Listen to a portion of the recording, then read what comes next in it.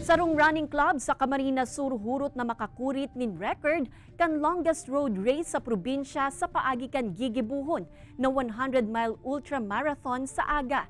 66 years old na atleta sa Naga City kabale man sa mga mapurbar na maabot ang pigtutulod kan grupo. Uyan istorya ni Jessica Calino. Lapit na, sir.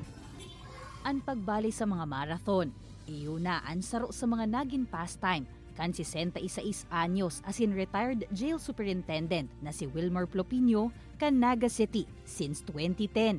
Ang mga medalya na ini ang makakapag-istorya kan sa iyang mga trayumpo asin eksperyensya sa nakalihis na 14 taon. Nag-working student ako doon sa Maynila. Nag-janitor ako sa Ayala, and then ang tinitirhan namin sa San Juan. I run every morning, 3 o'clock in the morning going to the workplace. At pagdating doon, mag-janitor, and then in the afternoon, magsasakay na ako. One ride na lang. Kaya doon nagsimula yung running ko, not purposely to compete.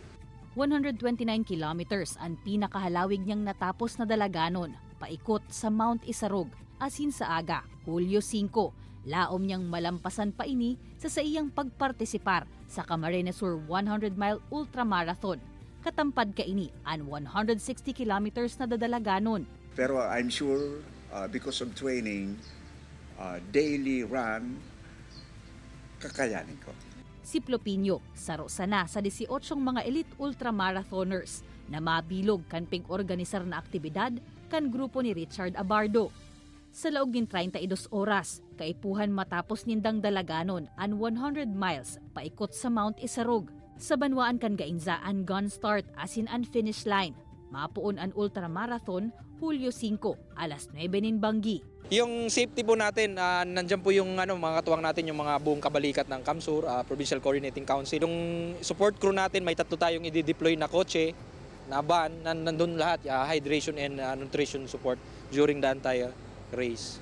Mainot man sa karera o dae, basta makatapos kan bilog na 100 miles o 160 kilometers, dakulang aleluya na daa kan organizers. Urog na kan lambang saro sa mga partisipante.